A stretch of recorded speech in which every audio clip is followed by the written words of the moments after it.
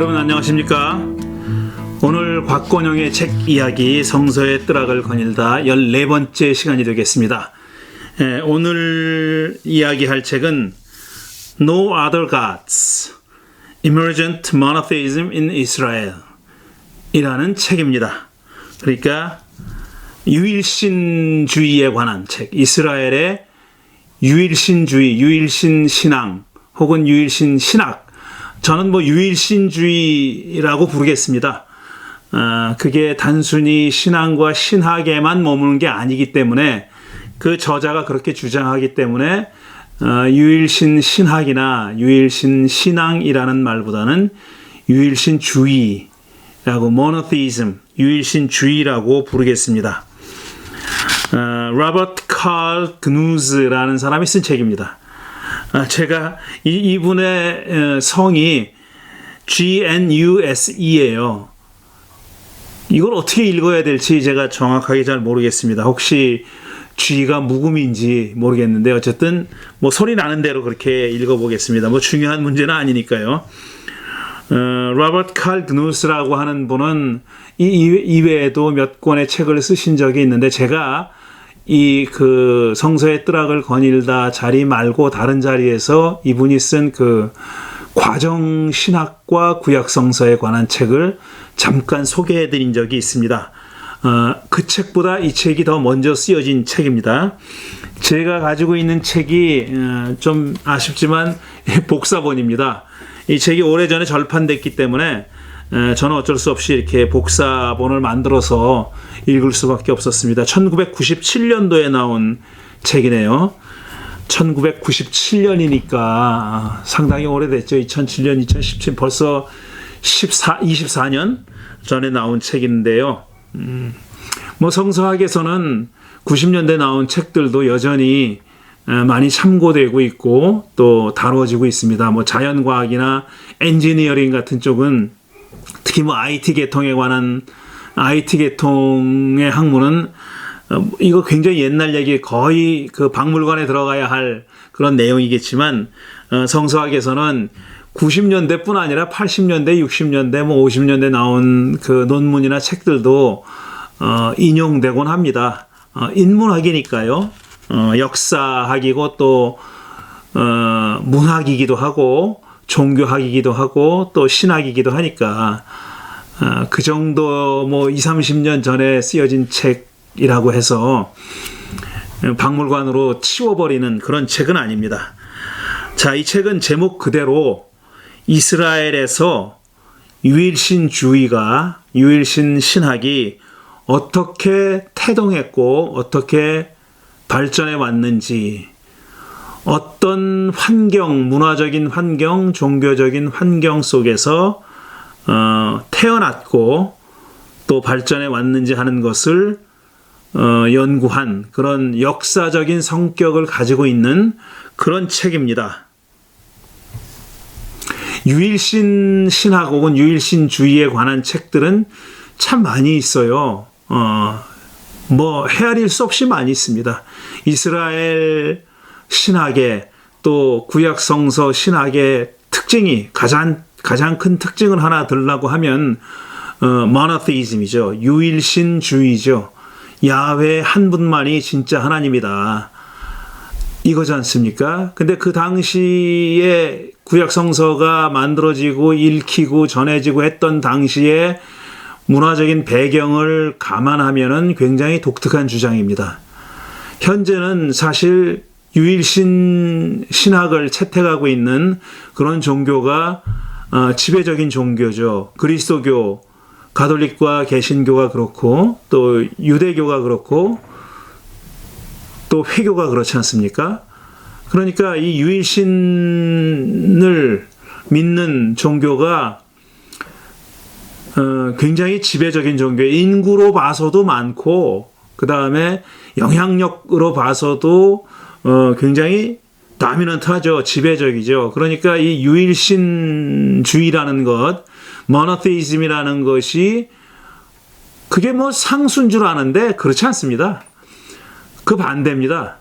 오히려 그 구약 성서가 쓰여졌던 시대 혹은 신약 성서까지 포함해서 성서 시대에는 유일신주의보다는 다신주의가 더 지배적인 그런 시대였습니다. 그런 상황에서 고대 이스라엘에서 어떻게 유일신주의가 태어났고 어떻게 발전해 왔는지 하는 것을 연구하는 그런 책이 바로 이 책입니다. 사실 이 책 말고도 말씀드렸듯이 유일신주의, 유일신신학에 관한 책은 굉장히 많이 있어요. 고대 이스라엘의 유일신주의에 관한 책들은 굉장히 많이 있는데 이 저자도 그 신학과 관련해서 유일신주의에 관한 아직까지 이 연구 역사, 어떤 사람들이 어떤 주장을 내세웠는지 하는 것을 비교적 자세히 다루고 있는 챕터가 있습니다. 근데 사실 그것 말고도 훨씬 더 많아요. 훨씬 더 많죠. 당연히 많죠. 당연히 많은데 이 책이 가지고 있는 특징이 있습니다. 그 특징에 대해서 지금 말씀드리려고 하는데, 물론 이 저자만 그런 생각을 가지고 있는 건 아닌데 적어도 한 40-50년 전에, 그러니까 성서신학 운동이 벌어졌던 시기, 그러니까 1940년에서 1970년까지 한 30여 년 동안 미국에서 활발하게 벌어졌던 성서신학 운동이라는 것이 있었다고 브리바드 차일즈 얘기를 할 때 말씀드린 적이 있습니다. 그 성서신학 운동의 위기가 차일즈라는 이름을 학계에 알린 그런 책이라고 말씀드렸죠. 그 성서신학 운동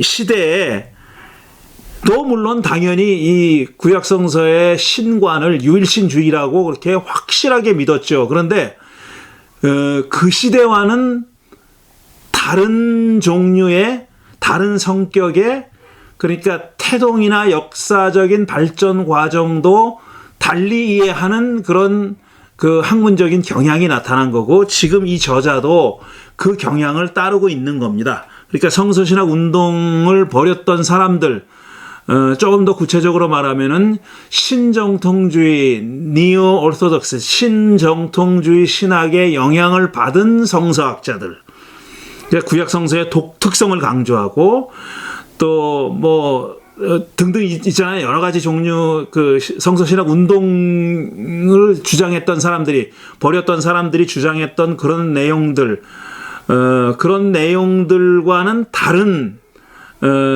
그런 계통입니다. 이 저자는. 그래서 이 유일신주의의 태동과 역사를 달리 이해하는데 어떤 점에서 가장 먼저 지적할 점, 어떤 점에서 다른지 가장 먼저 지적할 점은 뭐냐 하면은 이스라엘의 유일신주의의 성격을 제대로 이해하기 위해서는 이스라엘이라는 백성이 가나안에 정착하게 된 과정을 제대로 이해해야 된다라는 것이 이 저자의 주장입니다.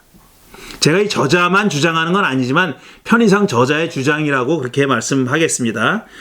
그러니까 이스라엘의 유일신주의의 태동과 발전 과정은 이스라엘의 가나안 땅 정착 과정과 뗄 수 없이 밀접하게 관련되어 있다는 겁니다. 그런데 최근 들어서 이 책이 쓰여졌을 때, 그러니까 90년대 말에 90년대를 보면은 90년대의 가나안 정착 과정에 대해서 학계에서는 새로운 주장을 내세우는 사람들이 있었고 그 주장이 점점 자리를 잡아가고 있던 그런 때였습니다.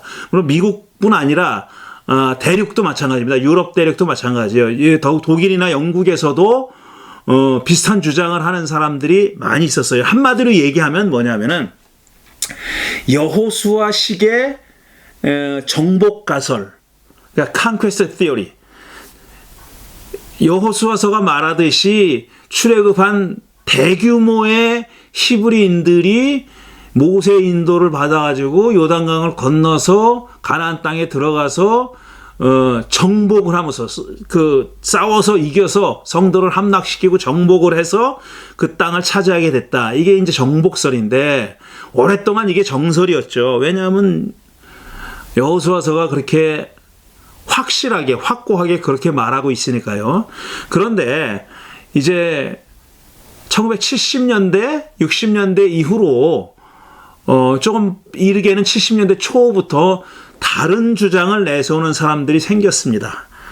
이제 유럽 계통에서는 평화적인 이주서를 주장하는 사람들이 생겨났고, 알브레트 알트 같은 사람이에요. 알트 노트 이런 사람들이고, 그 다음에 이 미국에서는 조금 다른 성격인데 내부 혁명서를 주장하는 사람들이 생겼어요. 조지 맨덴홀이나 놀만 갓월드 같은 사람들이 대표적인 주장자들이었죠. 그러니까 외부에서 유입되어 온, 그러니까 이집트에서 탈출해서 가나안 땅에 들어온 사람들은 있다 그래도 소수고, 그 사람들이 메인 파워가 아니었다는 거예요.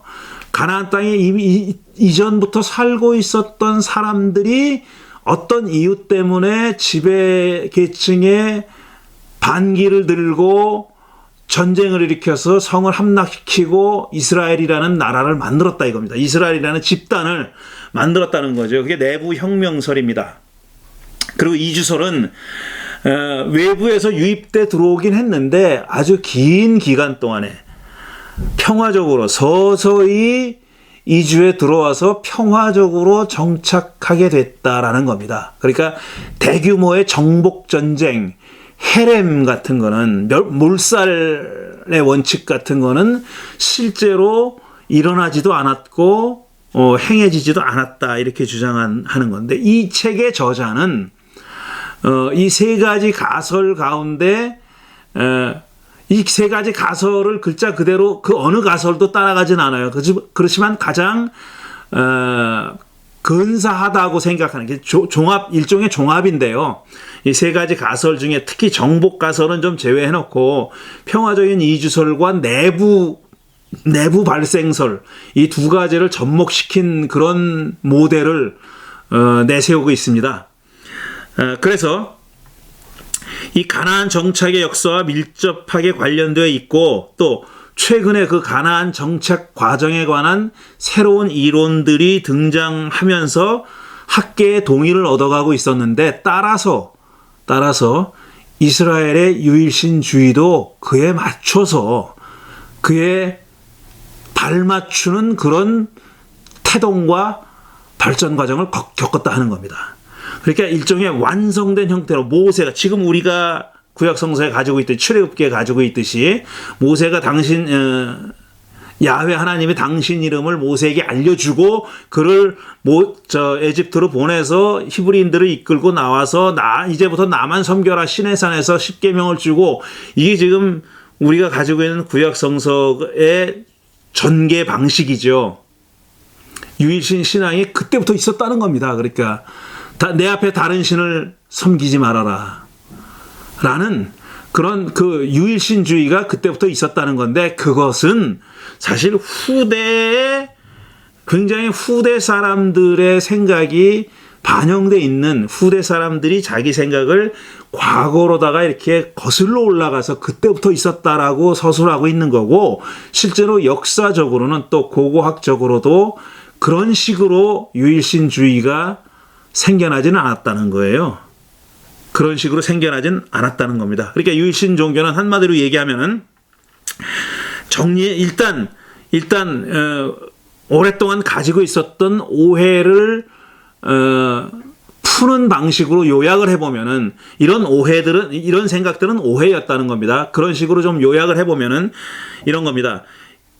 고대 이스라엘에서 유일신주의라는 것은 첫째, 단기간에 이렇게 생긴 게 아니다. 하늘에서 뚝 떨어진 게 아니다. 계시의 형식이 됐던 어떤 형식이 됐던 간에 유일신 신학이 태어나서 아주 맹아적인 형태로 태어나서 서서히 자리 잡고 발전돼서 완성된 형태로 가는 데는 상당히 긴 기간이, 몇 세기에 걸친 긴 기간이 필요했다는 겁니다. 그게 첫 번째 우리가 불식해야 할 오해고, 단기간에 정착된 게 아니라는 거. 그 다음에 그렇게 진화하는 과정을 겪었지만 또 그 중간에는 이렇게 단선적으로 진화한 것도 아니에요. 계속 이렇게 발전해 나간 것도 아니고 업앤다운이 있었고 앞으로 나갔다가 뒤로 갔다가 정체됐다가 뭐 이런 기간들이 다 있었다는 겁니다. 보통 모든 생물과 사회 현상이 진화했듯이 이 유일신주의도 그런 그 복잡한 진화 과정, 좀 단순하지 않은, 아주 심플하지 않은, 일직선적이지 않은 그런 진화 과정을 겪었다는 거예요. 그런데 이 저자가 채택하고 있는 하나의 또 가설이랄까, 이 사람이 주장하는 바는 뭐냐면은 상당히 긴 기간 동안 이렇게 안정기를 갔다가 안정된 기간, 변화가 거의 없는 그런 안정된 기간을 갖다가 어떤 사건이 계기가 돼가지고 단기간에 도약을 한다는 겁니다. 단기간에 변화한다는 거예요. 그리고 또 그 다음에 안정된 기간에 상당 기간 갔다가 계속 그렇게 뭐 한 발짝 한 발짝 발전하는 게 아니라 그때는 뭐가 발전하는지도 모를 정도의 그렇게 거의 변화가 없는 안정기를 거치다가 또 어떤 사건이 계기가 돼가지고 도약하는, 점프하는 기간이 있다는 겁니다. 그런 식으로 발전해 왔다는 거예요. 그러니까 생물학으로 말하자면 변이가 일어난다. 이런 말을, 이 생물학에서 빌려온 그런 이론을 이 저자가 사용하고 있습니다. 실제로. 근데 생물학에서도 그렇잖아요. 변이가 일어나가지고 이제 완전히 상당히 그 이전에 있었던 어떤 성격과는 상당히 다른 성격을 가지게 되는 그런 개체가 생겨난다는 거죠. 그리고 거기서 또 계속 그 유전되고 서서히 진화하다가 또 브레이크스루가 있는 겁니다. 변이가 일어나는 거예요. 그런 식으로 발전해 왔다는 겁니다. 고대 이스라엘의 유일신주의도 그런 식으로 발전해 왔다는 거고요. 그 다음에 또 한 가지 우리가 잊지 말아야 할 것은 뭐냐면은, 버려야 할 오해는 뭐냐면은, 그 유일신주의가 지금 우리가 가지고 있는 유일신 종교, 쉽게 말하면은 뭐 유대교, 그리스도교, 회교가 가지고 있는 유일신주의가 그럼 완성된 형태고 더 이상 발전은 없느냐? 그렇지 않다는 겁니다. 이 유일신주의라는 건 지금도 여전히 진행 중이다 이거죠. 발전되고 있다, 변화되고 있다는 겁니다. 이게 가만히 생각해 보면 너무나 지당한 말 아닙니까? 불과 진화 과정이라는 게, 이 종교도 마찬가지예요. 진화 과정에 이게 텀이 짧지가 않아요. 예를 들어서 뭐 수십 년 안에 대단히 큰 변화가 일어나거나 그러진 않습니다.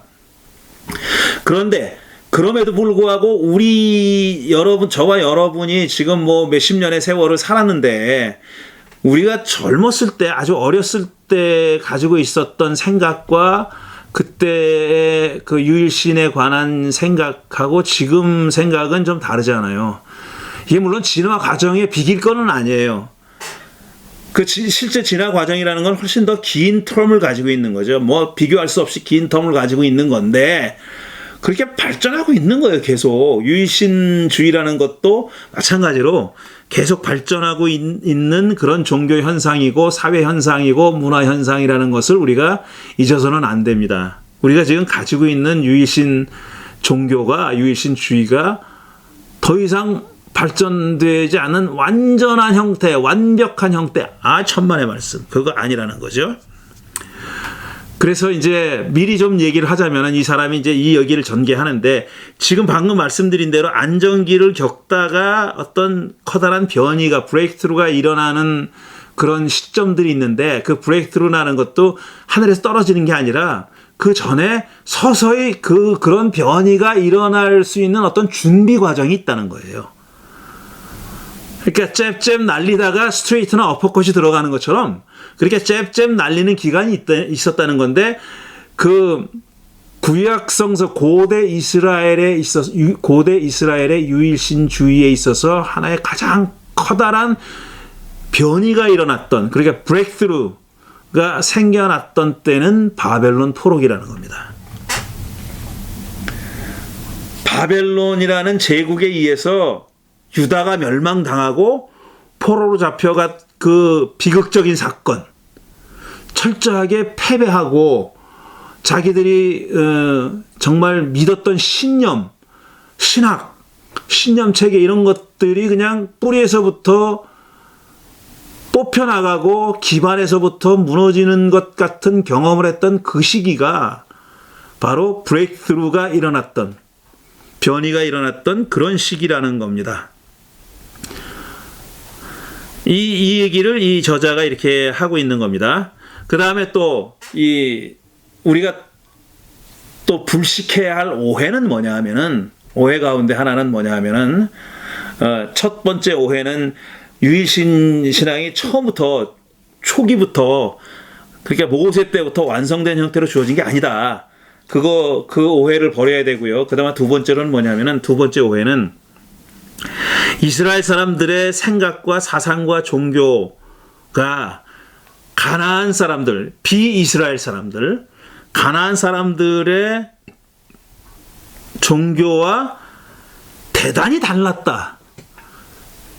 절대로 물과 기름처럼 섞일 수 없는 서로 이질적인 그런 존재고, 만나지 않는 평행선을 그리는 그런 관계였다라는 건 오해라는 겁니다.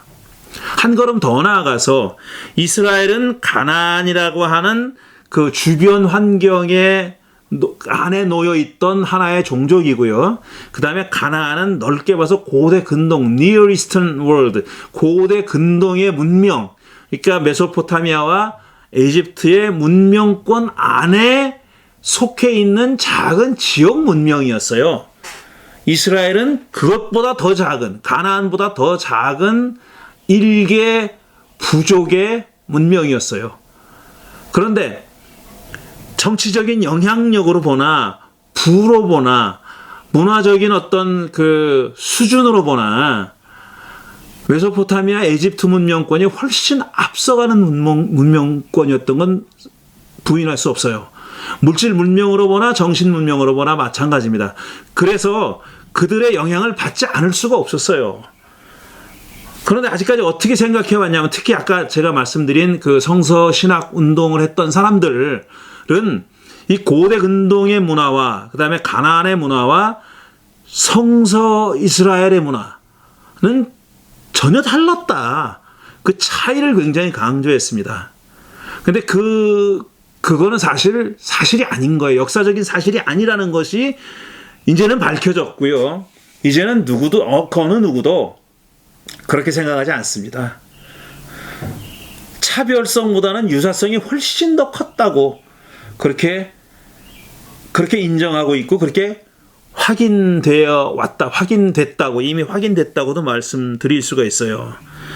그래서 그렇다고 해서 이스라엘의 종교가, 이스라엘 유일신주의가, 이스라엘의 종교가 그러죠. 이스라엘의 종교가 이스라엘의 신학이라고 표현하겠습니다. 이스라엘의 신학이 무조건 자기보다 힘이 세고 차원이 높은 그들의 문화를 흡수하기만 한 건 아니에요. 그냥 무턱대고 흡수한 건 아닙니다. 두 가지 과정이 동시에 일어났어요. 수렴과 차별화 과정, convergence and differentiation. 수렴하는 과정, 그렇게 만나서 서로 동화되는 과정과 차별화하는 과정이 동시에 일어났어요. 어떤 부분에서는 동화되는 부분도 있었지만 또 어떤 부분에서는 딱 끊고 차별화하는 그런 움직임도 있었다는 겁니다. 이 두 가지의 어떤 다이내믹이 작용하고 있었어요. 그리고 고대 이스라엘의 유일신주의는 이런 상황 속에서 태동하고 발전한 겁니다. 가나안이고 에집트고 메소포타미아고 주류는 뭐냐면 다신주의입니다. 다신주의예요. 폴리테이즘이에요. 다신주의예요. 거기에 전혀 의심이 없어요. 에집트에 잠깐 아케나톤 시대에 기원전 14세기에 잠깐 한 파라오가 다스리고 있을 때, 그때 모노테이즘 비슷한 것이 있었어요. 그렇지만 그 왕이 죽고 나서는 바로 다신주의로 돌아갑니다. 아주 잠깐 동안, 그러니까 위에서부터 억압적으로 그걸 강요했던 시대가 있었어요.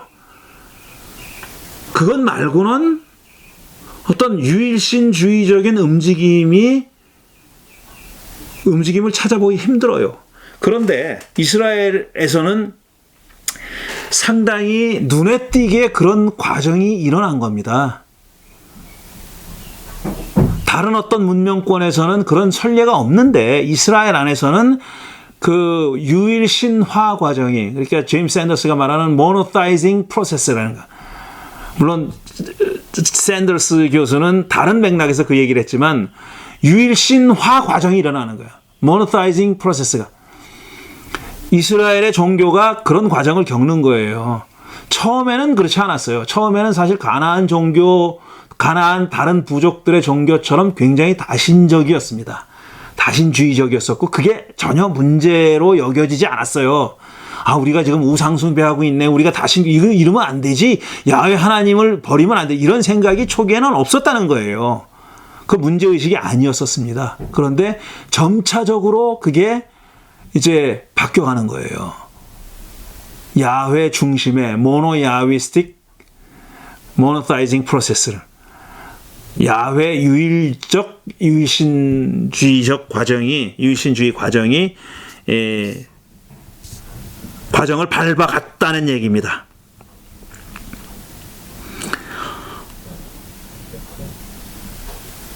예, 그래서 그 고대 중동 문화권과 이스라엘, 아까 그게 굉장히 중요하다. 이 저자에게는 유일신주의를 이해하는데 정착 과정을 바르게 이해하는 것이 굉장히 중요하다고 말했다고 얘기했는데요. 자, 전통적으로 이스라엘의 정착 과정은 정복설, 평화이주설, 그 다음에 내부 혁명설, 이 세 가지의 학설이 있어 왔습니다. 그런데 정복설을 지금 글자 그대로 주장하는 사람들은 없어요. 그렇다고 해서 물론 전쟁이나 갈등이 없었다는 얘기는 아니에요. 단지 여호수아서가 서술하고 있듯이 그렇게 대규모 전쟁을 통해서 단기간 안에 가나안 땅을 차지하는 일은 일어나지 않았다라는 겁니다. 그런 점에서 정복설은 옳지 않은 그런 가설이었고요. 그 다음에 이주설은 일리가 있어요.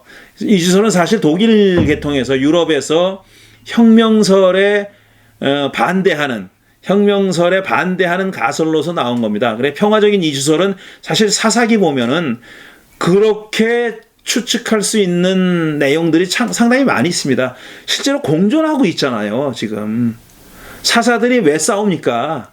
가나안의 다른 족속들과 싸우는 거 아니에요. 다른 종족이 쳐들어오면은 거기서 압제를 당해가지고 신음하고 있다가 그럼 그게 세월이 쌓여가지고 백성들이 하나님께 못 살겠습니다. 우리를 구원해 주십시오. 그러니까 야훼 하나님이 사사를 보내가지고 초능력을 가지고 있는 사사를 보내가지고 이민족을 물리치잖아요. 그래가지고 일시적인 또 평화가 오고 그 다음에 또 타락하고 이게 다 되풀이되고 있는 게 사사기지 않습니까? 사사기는 여호수아서 다음에 나오지만 시대적으로도 더 이후 시대인데 여호수아서 말대로 하면은 이민족이 거기 살면 안 되죠. 근데 살고 있지 않습니까?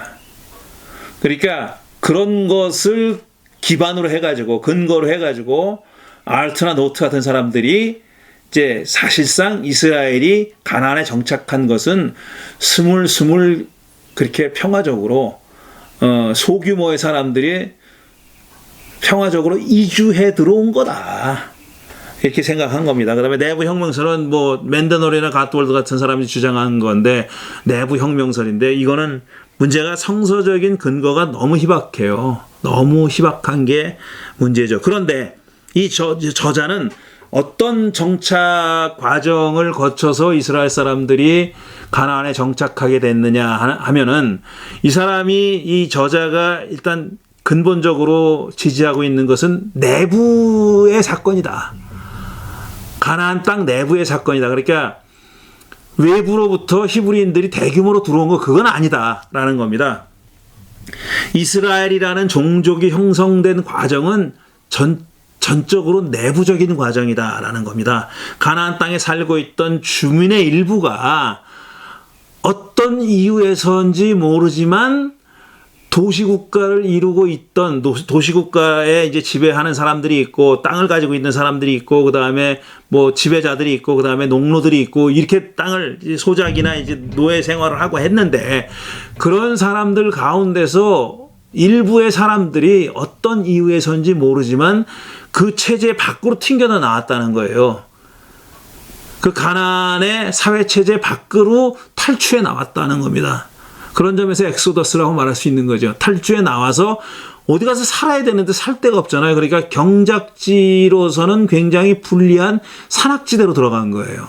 산악지대로 들어갔는데 산악지대로 들어가서 거기서 거주하게 산 겁니다. 그러니까 일종의 도피입니다. 도피해서 글로 들어가게 된 건데 왜 도피를 했느냐면 기존에 살던 데서는 못 살게 됐으니까 생존이 불가능하게 됐으니까 도피를 했다는 겁니다. 생존이 불가능하게 된 이유가 뭐냐를 가지고 학자들이 다양한 의견을 내세워요. 어떤 사람들은 기후변화가 큰 문제다 라는 분도 있고 장기적인 기후변화, 그 다음에 어떤 사람은 이제 그 자연재해다. 그러니까 가뭄이 너무 심해가지고 경작을 못하니까 소출이 줄어들었고 그 소출을 그나마 있는 사람들이 가지고 가면은 없는 사람들은 끼니도 이을 수가 생존할 수 없었으니까 튕겨져 나왔다 이렇게 얘기하는 겁니다. 그 다음에 의도적으로 이 맨데놀 같은 사람들이 얘기했듯이 그런 그 반역을 일으킨 사람들도 있었고 이런 다양한 이유들을 학자들마다 달리 이유를 내세우지만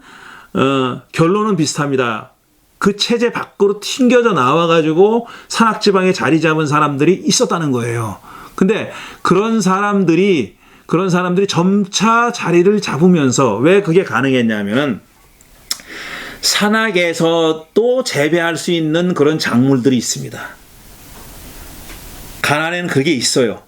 그래서 그거를 재배하면서 살았고 그 다음에 간혹 비가 올 때 그걸 저장해 놓을 수 있는 그런 정도의 문명의 이기를 만들어냈다는 겁니다. 그래서 토기를 만들어낸 거죠. 쉽게 얘기하면 토기를, 그런 거대한 토기를 만들 수가 있었다는 거죠. 그래서 물을 저장할 수가 있었고 그 다음에 농사법이 발달하면서 그런 고지대에서도 경작을 할 수 있는 작물들이 생겨났다는 겁니다. 그 작물들을 재배할 수 있게 됐다는 거예요. 그래서 생존이 가능하게 된 거예요. 근데 그 사람들이 점점 저지대로, 평야지대로 영향력을 뻗치게 됐다는 거죠.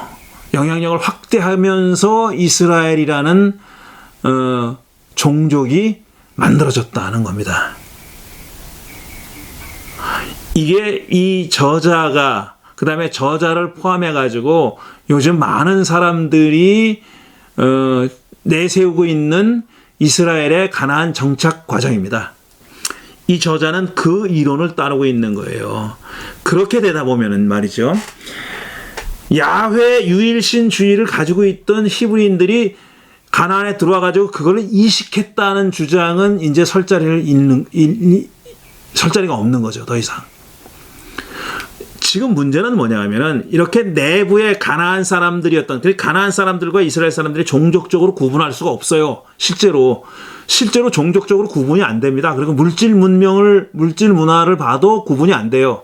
가나안 사람들이 그 살던 거주 지역을 고고학자들이 파헤쳐 보나 이스라엘 사람들이 거주하던 지역을 파헤쳐 보나 물질 문명의 종류가 성격이 똑같은 거예요. 그러니까 똑같은 물질 문명을 누리고 살았고 그 다음에 어떤 인종적으로도 종족적으로도 사실 구분이 안 되는 겁니다. 그러니까 종교적으로도 차별성보다는 유사성이 훨씬 더 컸다라고 생각하는 거죠. 다시 말해서 고대 이스라엘 오랫동안, 그러니까 유일신주의가 모노사이징 프로세스가 발동을 걸고 시작하기 전에는 사실상 다신교 사회였다는 겁니다. 이스라엘도 다신교 사회였다는 거예요. 그러니까 굳이 시기를 따지자면은 다윗 이전의 때는 다신교 사회였다고 보는 것이 맞다고 그렇게 생각합니다. 이 저자뿐만 아니라 많은 사람들이 그렇게 생각해요. 굳이 성격을 규정하자면 그렇다는 거예요.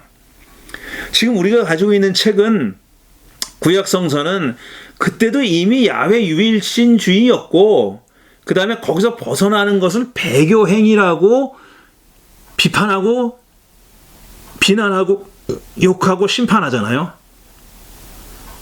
그러니까 다른 신을 섬기는 거, 야훼 말고 다른 신을 섬기는 거 따라가 많이 이상하지 않습니까, 여러분도? 아니 그렇게 하지 말라는데 계속 반복하잖아요. 이스라엘 백성들이 그렇게 내 앞에 다른 신을 두지 말라는데 계속 반복해요. 반복해서 다른 신을 두고 다른 신을 따라가고 뭐 그거 뭐 어떤 예언자는 그 창조짓을 했다 그러고 뭐 그게 왜 이렇게 반복될까? 이렇게 머리가 나쁜가? 아니면은 태생이 이렇게 악한가? 이스라엘 사람들은? 근데 이 저자는 뭐냐면 그게 아니라는 거예요. 그게 고대 적어도 다윗 앞만 빨라도 다윗 이전에는 그게 비난받을 짓이 아니었다라는 겁니다. 그러니까 야훼 이외에 다른 신을 섬기는 것이 비난받을 짓이 아니었다는 거예요. 또 다른 말로 하면은 그때는 이스라엘 사회도 다신교 사회였다라는 겁니다. 그렇게 이해하고 있는 거죠. 그러니까 정착 과정을 이렇게 다르게 이해하는 것이 중요한 이유가 그겁니다. 외부에서부터 이렇게 야훼주의를, 야훼 유일 신앙을 가지고 들어온 게 아니라 본래 이 안에서 있던 사람들이 같이 다 다신교가 몸에 뱄던 생활의 일부였던, 다신주의가 생활의 일부였던, 그게 아무 문제도 없이 살아왔던 사람들이 모여서 어떤 하나 이스라엘이라고 하는 하나의 사회적인 단위가 됐고요. 종족이 됐고, 그 다음에 그 종족은 어떤 일이 계기가 됐는지는 모르지만 점점 모노사이징 프로세스를 걷게 됐다는 거예요. 유일신주의의 길로 걸어가게 됐다는 겁니다. 글로 나아갔다는 겁니다. 다른 종족들과는 달리 이스라엘 사람들은 유독 그 길을 걸어갔다는 거예요. 근데 뭐가 도대체 어떤 일이 그들로 하여금 그 길을 걸어가게 했는지 하는 것에 대해서는 정말 다양한 추측이 가능합니다. 추측할 수밖에 없어요. 근데 우리가 가지고 있는 구약 성서에는 그런 하나의 어떤 전환점이 됐던 사건들이 있고 인물들이 등장해요. 모세도 그중 하나고요. 그 다음에 엘리야, 엘리사 같은 사람들도 그중 하나고 그런 사람들이고요.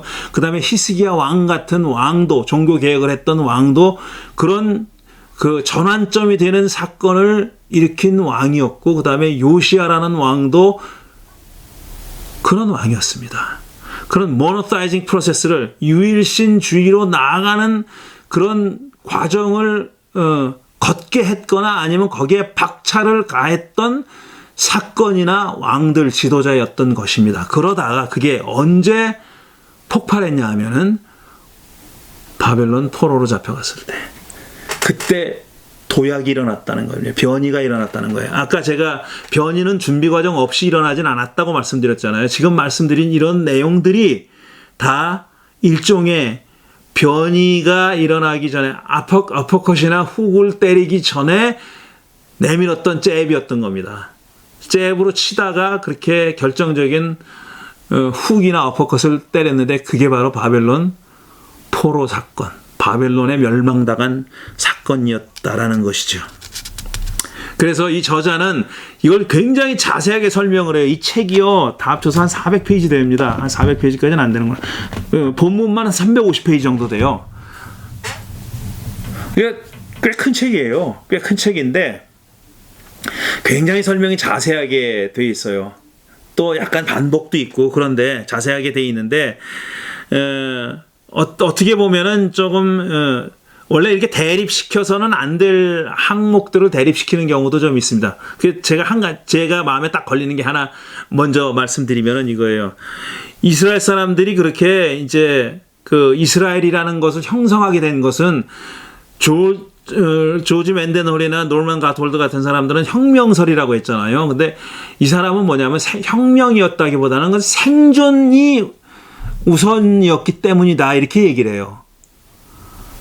왜 그 사람들이 산악지대로 몰려갔으며, 왜 체제에서 튕겨져 나와서 산악지대로 몰려갔으며 또 산악지대에 잘 살지 않고 점점 저지대로 내려와가지고 그쪽 땅을 차지하게 됐느냐 하는 것이 혁명이라기보다는 생존이었다라고 얘기하는데, 저는 그 말이 동의하기 어려워요. 왜냐하면 혁명은 심심해서 장난을 하는 거 아닙니다.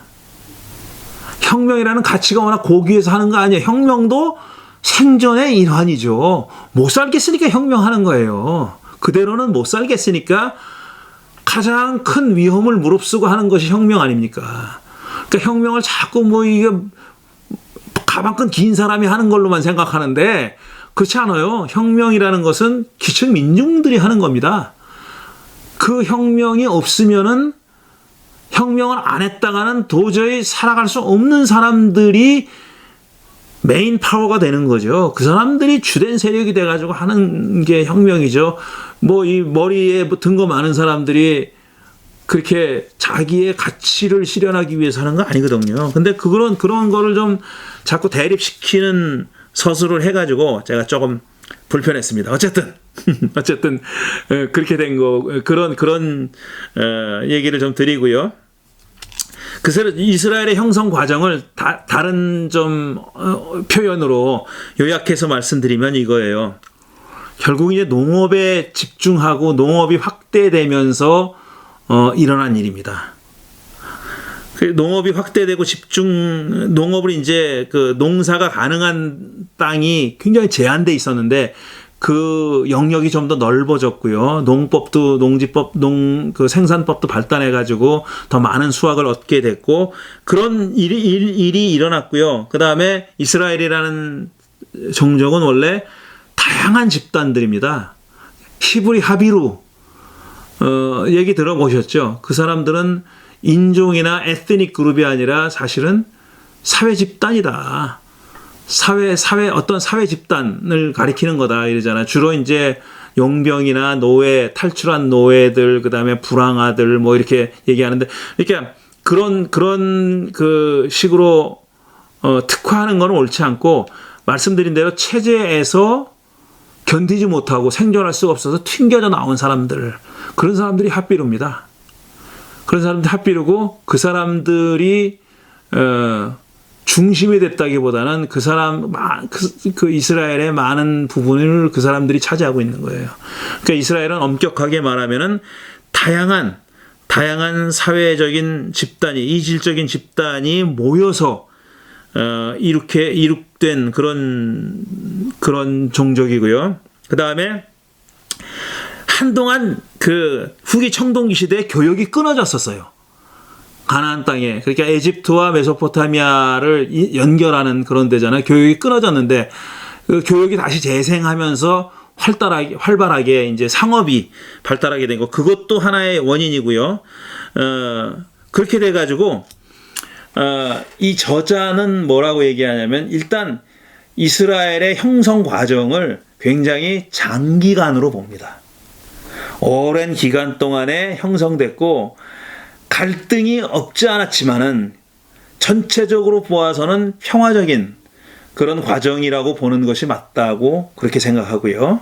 그 다음에 가나안 주민들과의 이질성보다는 동질성이 더 많았다라는 것. 그들의 영향권, 더 넓게 봐서는 이제 고대 근동 지방의 중동 지역 문화권의 영향을 받았지만 그것을 가나안 사람들을 통해서 받은 거거든요. 그러니까 가나안 사람들과 또 고대 근동의 문명권의 영향과 교류 가운데서 형성됐다. 그러니까 당연히 많은 다양한 유사점을 가지고 있다라는 거고 종교 신학에 있어서도 예외가 아니다. 이렇게 보는 겁니다. 예. 그리고 그래서 이제 이 저자가 중요하게 사용하고 있는 그런 이론이 뭐냐 하면은 진화론이에요. 생물학의 진화론입니다. 진화론의 아이디어를 많이 차용해서 논의를 전개하고 있습니다. 근데 진화론이라고 하지만 우리가 흔히 알고 있듯이 뭐 적자 생존 뭐 이런 게 단순한 그 뭐 틀렸다는 얘기가 아니라 단순한 그런 게 아니라 이 사람이 지금 이 저자가 진화론에 있어서 가져온 가장 중요한 이론이라는 것은 단속 평행 이론이라고 부르는 겁니다. 제가 이 영어 책을 읽다 이 말이 이 용어가 우리말로 뭐라고 번역되어 있나를 찾아보니까 영어로는 이거예요. punctuated equilibrium이에요. punctuated equilibrium. 이게 찾아보니까 단속 평행 이론이래요. 단속 평행 이론. 뭐냐 하면은 이거는 단속 평행 이론이라고 하면은 무슨 뜻인지 알아먹기가 저 같은 경우는 굉장히 힘들더라고요. 그래서 살펴보니까 이런 얘기예요. 진화가 일어나는데 장기간은 거의 변화가 없는 큰 변화가 없는 안정기를 가다가 짧은 기간 동안에 급격한 변화가 일어난다. 이거예요. 그게 punctuated equilibrium입니다. 단속 평행 이론이라는 거예요. 근데 이스라엘의 유일신주의도 이런 과정을 겪었다고 이 저자가 주장하고 있는 거거든요. 그래서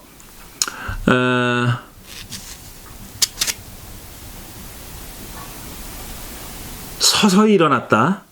정착 과정뿐 아니라 유일신화 과정도 굉장히 긴 시간에 걸쳐서 일어났고,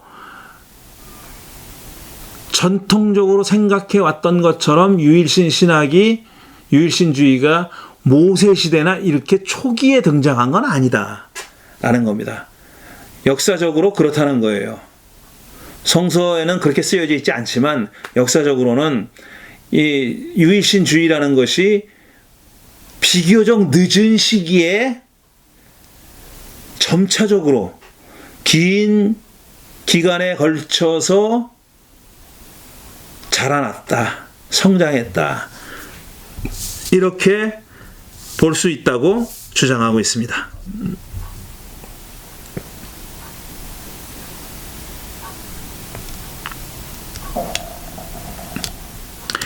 예, 그 다음에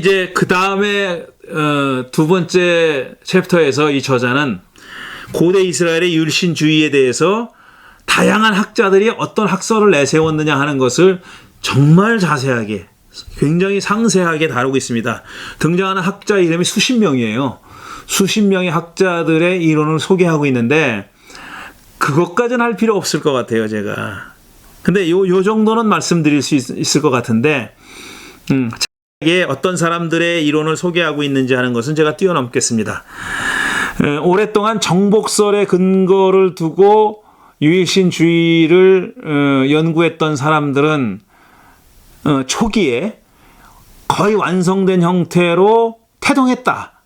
모세 시대에 완성된 형태로 태동했다라고 얘기합니다. 그게 야훼 하나님이 준 계시가 그랬다라고 얘기하는데, 이거는 말하자면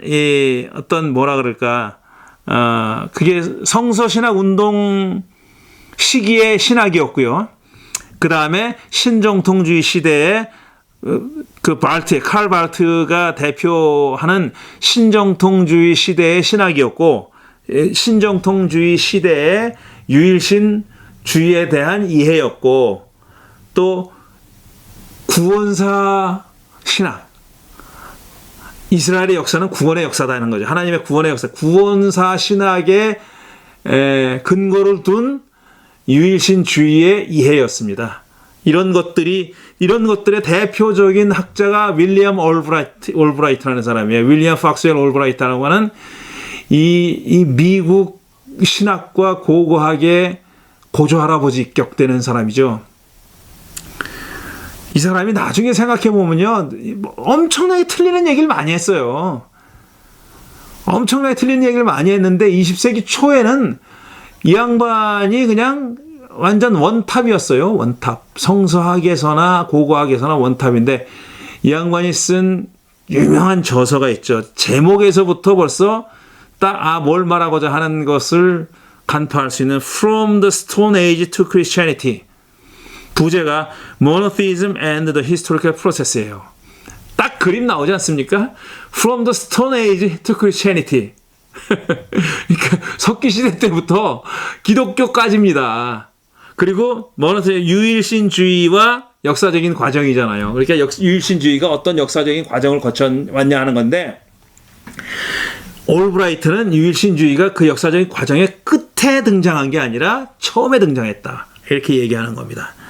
그 다음에 예헤스켈 카우프만이라고 하는 사람이 있어요. 이 카우프만이라는 사람도 역시 마찬가지로 유일신주의가 굉장히 초기부터 생겨났다라고 본 사람들이고, 놀랍게도 또 조지 맨덴홀이나 노만 가트월드 같은 70년대, 80년대 사람들도 1970년대, 1980년대 학자들의 그 주장했던 혁명 가설도 사실상 내용을 보면 구원사 신학에 포함되어 있다고 말할 수 있는 거죠. 단지 이 사람들은 뭐라 그러냐면은 그게 이제 하나님의 섭리 안에 있든지 뭐 없든지 간에 이렇게 혁명적인 그런 사건을 통해서 하나님이 구원을 이끌어 나가셨다라고 얘기하는 겁니다. 그러니까 하나님이 이스라엘 백성들을 혁명케 만들었다는 거예요. 쉽게 그렇게 주장하지 않아요, 이 사람들은. 근데 그 혁명 가설이라는 것도 내용을 보면은 결국 그거다라는 거죠. 그런 얘기들입니다. 그런데 이 저자를 포함해 가지고 저자는 그런 올브라이트 계통에 속하지 않습니다. 그러니까 이 저자를 비롯해 가지고 최근에 유일신주의를 연구하는 사람들의 주장과 경향은 뭐냐 하면은 이스라엘의 유일신주의는 그러니까 유다의 멸망, 바벨론 멸망 때까지는 서서히 발전하다가 일종의 준비 단계였다가 전 단계 혹은 준비 단계였다가 계속 말씀드리지만 바벨론 포로로 잡혀갔던 기원전 6세기 이후에 브레이크스루를 이루었다. 돌파가 일어났다. 도약이 일어났다. 변이가 생겼다라는 겁니다. 그런데 그렇다면은 그 이전에 마치 완성된 것처럼 상당히 발달된 유일신주의가 있었던 것처럼 서술되어 있는 구약 성서는 뭐냐? 그거는 오경이나 모세오경이나 아니면 신명기 역사가들의 신학이 반영된 거다 이거죠. 요즘 애들 말로 하면은 신명기 사가의 뇌피셜이다. 이렇게 보는 그 사람들이 고안해낸 창작해낸 그런 이야기다. 이렇게 보는 겁니다. 예, 다양한 학자들을 제가 좀 적어오긴 했는데 넘어가겠습니다. 지금 많이 했으니까요. 자, 그래서 아까도 좀 말씀드렸듯이 이런 브레이크스루가 일어나기 전에 그냥 잠자고 있다가 일어난 건 아니고요. 그런 건 아니고 그 전 단계 혹은 준비 단계가 있었는데 그게 다 뭐냐면은 확실하게 유일신주의라고는 말할 수 없지만 정서적으로나 아니면 정치적으로나 심정적으로 유일신주의를 표방하는 것처럼 보이는 그런 사건들이 있는 거예요. 예를 들어 엘리야가 바알과 아세라 예언자들과 대결했던 갈멜산의 사건을 한번 생각해 보세요. 두 계통의 예언자들이 지금 내기를 하는 거 아니에요? 대결을 벌리는 거 아닙니까? 근데 저쪽은 바알신이고 사실 바알신은 다신이거든요. 그거는 바알주의라는 거는 바알 하나만 신이라는 게 아니에요. 바알이 우두머리 노릇을 하고 있는 팬티온 만신전을 전제하고 있는 겁니다. 다양한 신들이 다양한 기능과 역할을 하는 신들이 모여 있는 하나의 하우스홀드 집안 같은 것을 전제하고 있는 거거든요. 그러니까 바알주의라는 것은 그거예요. 바알을 중심으로 한 다신주의입니다. 사실은 그쪽 예언자들이 지금 몇백 명이 모여 있는 거고 그 다음에 엘리야는 혼자 있어요. 근데 이 엘리야가 주창하고 내세우는 신은 유일한 야훼 한 분밖에 없는 겁니다. 그 대결에서 물론 엘리야가 이기죠. 엘리야가 이겨요. 그러니까 유일신주의가 승리한 것처럼 보입니다. 하지만 그거는 절대로 어떤 발전된 유일신주의는 아닌 거예요. 그러니까 엘리야는 제2 이사야와 같은 유일신주의자는 아니었던 겁니다. 기원전 9세기에 살았던 엘리야는 그런 나중에 수백 년 그 뒤에 살았던 제2 이사야 같은 발전된 유일신주의를 가지고 있었던 사람은 아니에요. 단지 나는 야훼만 섬기겠다 이겁니다. 신이 여럿 있지만 나는 오로지 이 한 신, 이 한 분만 섬기겠다라는 거죠. 그걸 뭐 굳이 표현하자면 일신교 아니면 히노테이즘 아니면 고 신에게만 제사드리고 고 신만 경배하겠다는 의미에서 모노라트리라고 부르는 겁니다. 그게 또 하나의 준비 단계 혹은 예비 단계, 전 단계였고요. 엘리사 시대의 사건들이 그랬고, 그 다음에 또 들 수 있는 것은 우리가 고전적인 8세기, 기원전 8세기 예언자들, 제일 이사야, 뭐 아모스, 미가, 요엘, 요나는 아니고 이런 사람들 있잖아요. 호세아 이런 예언자들. 그 사람들을 클래식 프로핏이라 그러잖아요.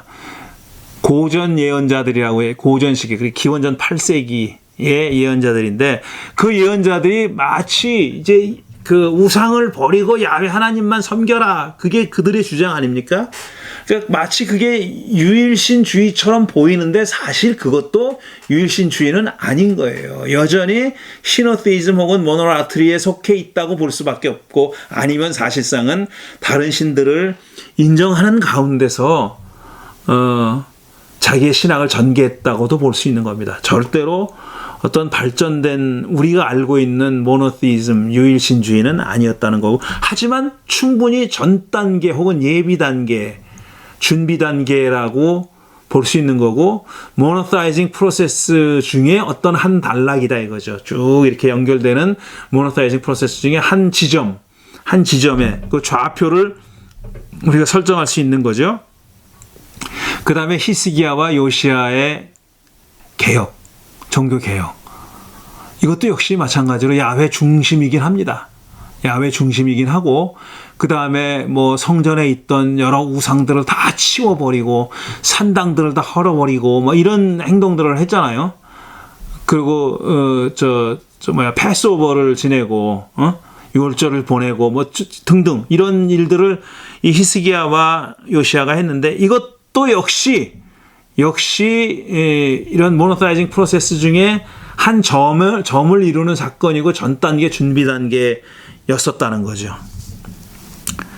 그래서 포로기 때 극적인 변화를 이루게 된 겁니다. 그거는 뭐 우리가 이 저자뿐 아니라 다양한 사람들이, 여러 사람들이 얘기하고 있는 내용들입니다. 자, 오늘 이만큼만 얘기할 텐데 사실 이 3분의 1밖에 못했어요. 이 책에 3분의 1밖에 못해서 한 3번에 나눠서 얘기해야 될 것 같은데요. 저는 그렇게 하겠습니다. 왜냐하면 이 내용을 조금 더 자세히 말씀드리는 것이 필요하다고 생각하고, 우리가 뭐 책거리 할 일이 있는 것도 아니고 일정이 급히 쫓기는 것도 아니니까 천천히 하는 게 좋을 것 같아요. 그래서 이제 좀 요약해서 정리하자면은, 일단 이스라엘 초기에는 다신주의하고 그렇게 뚜렷하게 구별되지 않았다는 거. 가나안 종족들의 종교와 그렇게 유사점이 차별점보다 더 많았다는 거, 그거 우리가 인식해야 되고요. 인정해야 되고, 왜냐하면 고고학적으로나 뭐로나 그게 확인이 된 사실입니다. 그러니까, 그리고 유일신주의가 초기부터 어떤 틀을 갖춘 형태로 주어진 건 아닙니다. 절대로. 그렇게 주어진 게 아니라, 처음에는 다신주의가 지배적인 그런 종교 환경에서 여러 가지 일들이 계기가 돼가지고, 그 다음에 원인이 돼가지고 그 일신주의화되는 과정을 겪었다는 거고, 점진적으로 서서히 변화했고 진화해 나갔다라는 거죠. 그러다가 이제 어떤 브레이크트루 하는 펑츄에이티드 이퀄리브리움 이론대로 이렇게 급격한 변화를 겪는 시기가 있었다라는 거죠. 그게 바벨론 포로기다라는 거죠. 우리가 또 오해하지 말아야 될 게, 구약 성서에 신앙과 신학이 있죠. 구약 성서에 유일신주의가 있어요. 구약 성서에 표현되어 있는, 구약 성서가 말하고 있는 이스라엘의 신학과 신앙이 있어요.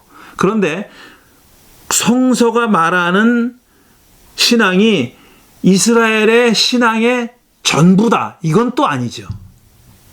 왜냐하면 민간신앙이라는 것이 있고, 성서 안에 포함되지 않은 다양한 종교 현상들과 어떤 그 운동들과 그런 실행들이 퍼포먼스들이 있었다는 거예요. 성서가 기록하고 있지 않은, 성서에 전해지지 않은 게 있었으니까 성서적 신앙이라는 것은 이스라엘의 신앙의 한 부분 집합이다. 이렇게 보셔야 됩니다. 오피셜한 공식적인 내용이 구약 성서에 들어왔다고 보시면 돼요. 우리 지금 그리스도교나 카톨릭이나 뭐 이런 것도 개신교나 카톨릭이나 그들이 주장하는 그 신학이 교단이 교파가 그 종교가 주장하는 내용이 있지만 일반 사람들이 그걸 다 지키는 것도 아니고 오피셜하게는 하지 말라고 하지만 하는 것도 있잖아요. 다.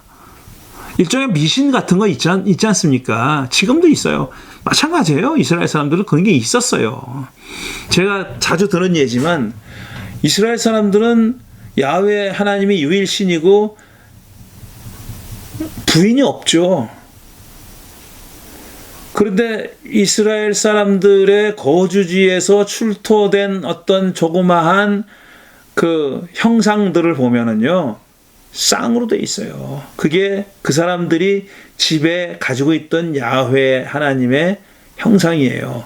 야훼가 형상을 만들지 말라고 했지 않았습니까? 그런데 실제로 민간에서는 그렇지 않았다는 겁니다. 만들었다는 거고, 더더욱이 야훼는 싱글이 아니었었어요. 통관자가 있어요. 부인이 있는 거예요, 부인이. 그 민간에서는 그렇게 믿었다는 거예요. 그게 고고학자들에 의해서 밝혀지고 있는 겁니다. 그러니까 성서적 신앙이 전부다. 이스라엘 신학의 전부다라고 보는 건 큰 착각이고요. 부분 집합이다라고 보는 게 맞고, 그 다음에 이런 또 이스라엘 사람들의 신학과 신앙은 가나안이라고 하는 지역의 부분 집합이에요. 그리고 가나안이라는 지역은 고대 근동이라고 하는, 고대 중동이라고 하는 커다란 문명권의 부분 집합이고요. 그러니까 그 모든 이 자기를 둘러싸고 있는 이 동심원이 퍼져나가서 아무리 넓어도 죄다 다 다신교 사회였었어요. 그게. 그러니까 이스라엘도 그랬다고 보는 것이 합리적이고, 문제는 뭐냐면 거기서 어떻게 유일신주의라는 것이 브레이크트루 했냐, 그 과정이 궁금한 겁니다.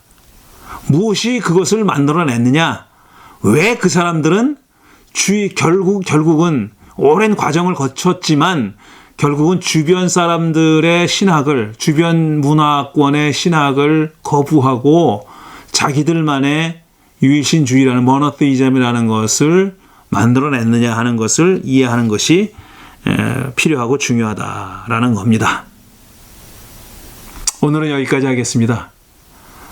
그리고 다음 주에는 2부, 그 다음 주에 3부, 이런 식으로 진행해 나가도록 하겠습니다. 다시 제가 뭐 여러분들한테 이거 광고성이 아니라 굉장히 흥미로운 책이에요. 굉장히 흥미로운 책이고, 사실은 이 저자도 예를 들지만 또 이 마크 S. 스미스라고 하는 유명한 학자가 있어요. 이 계통에는 또 전문가죠. The Early History of God이라는 책을 썼고, 그 다음에 또 Origins of Biblical Monotheism이라는 책을 썼어요. 이 두 권이 사실 이스라엘의 그 유일신주의의 발생과 전개를, 그러니까 가나안 지역의 문서, 라샤므라에서 나온 그 문서와 소위 이제 바알 사이클이 있는 그 문서와 비교해 가면서 설명을 하고 있는 엄청나게 좋은 책들입니다.